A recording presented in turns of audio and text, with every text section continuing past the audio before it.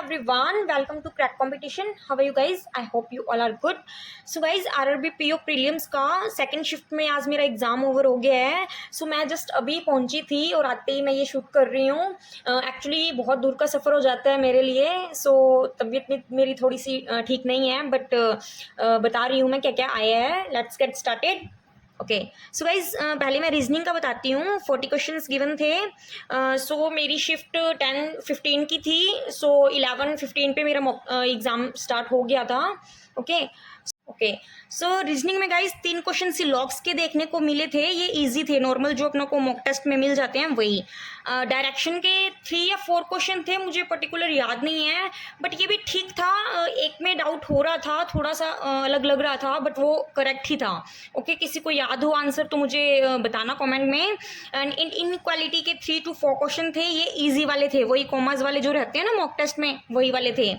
And next एक question देखने को मिला था पेयर फॉर्मेशन का, जिसमें कि नंबर गिवन थे. ऑलवेज मॉक टेस्ट में अपनों को लेटर्स गिवन होते हैं ना, और आपको बताना होता है कि कौन सा वाला करेक्ट है, कितने करेक्ट हैं, लाइन वाइज हैं. ओके सो इसमें नंबर थे, मुझे नंबर प्रॉपर याद नहीं है, बट मेरा आंसर उसमें 2 आ रहा था, मुझे अच्छे से याद है. ओके सो नेक्स्ट पजल्स देखने को मिली थी. 4 to 5 पजल्स थी गाइज. ओके 5 थी. हाँ, सिंगल रो की इस पे मैं लास्ट में आती हूँ. पहले मैं सर्कुलर का बता दूँ. सम इन और सम आउट देख रहे थे, बट ज़्यादा लोग इन देख रहे थे. ओके सो इसमें 5 लोग इन देख रहे थे एंड 3 लोग आउट देख रहे थे. ठीक है, सो ये इजी थी. एंड अनसर्टेन में गाइज मेरा आंसर 13 आया है. आप लोग बता देना क्या आया है. वैसे ये पजल इजी टू मॉडरेट थी. इन दोनों पजल्स ने मेरा टाइम थोड़ा ज़्यादा ले लिया था. ओके अनसर्टेन और सिंगल रो. नेक्स्ट है बॉक्स बेस्ड थी. इसमें कलर्स गिवन थे, वेरिएबल साथ में. ठीक है 6 ही पर्सन्स थे, ये बहुत इजी थी. इसमें मुझे अच्छे से याद है लास्ट में इंडिगो था, कलर, और आई थिंक इंडिगो तो कंफर्म मुझे याद है, और डी था. ओके सो ये इजी थी.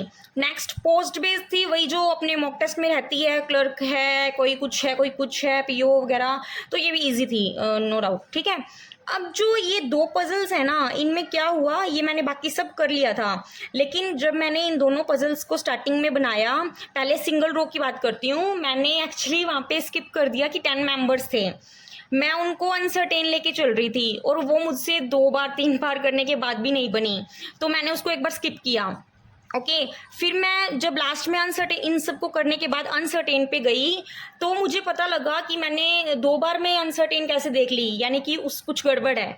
तो अनसर्टेन वाली तो मेरी तभी बन गई थी. और जब मैं दोबारा से एक्चुअली काउंट करने के बाद गई मैं इन दोनों पजल्स पे, पहले दोनों मेरी मिक्स हो गई थी, बट फिर मैं काउंट पे शिफ्ट हो गई थी. काउंट किया जितना मुझसे बना, फिर मैंने ये दोनों की, और लास्ट में एट लास्ट ये दोनों मेरे से बन गई थी. ओके सो 13 मेंबर्स थे इसमें, और ये तो 10 थे ही.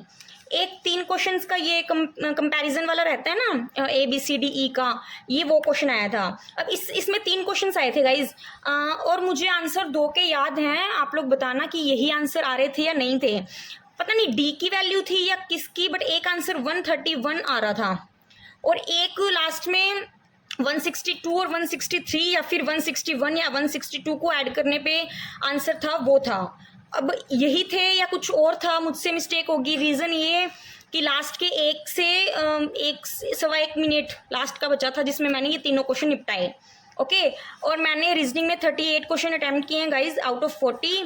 2 क्वेश्चन मेरे वो वाले रह गए हैं. एक तो वो वोकैब बेस्ड रहता है, और एक और था वो मैं देख ही नहीं पाई, क्योंकि इन दोनों पजल्स की वजह से मैं थोड़ी सी दोनों पजल्स की वजह से मेरा टाइम चला गया था काफ़ी. ठीक है, बट एट लास्ट जब 38 हो गए तो ठीक है.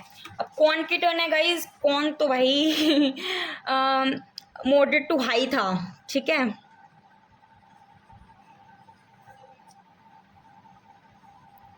ओके सो कोई कुछ कहेगा. ठीक है, मुझे मॉडरेट टू हाई लगा तो मैं बता रही हूँ, क्योंकि मॉक टेस्ट इतने देने के बाद जब पता लग रहा है कि हाँ यार मॉडरेट था. बिकॉज ओनली अपन को एक 5 नंबर के अप्रोक्स देखने को मिले, ये इजी थे.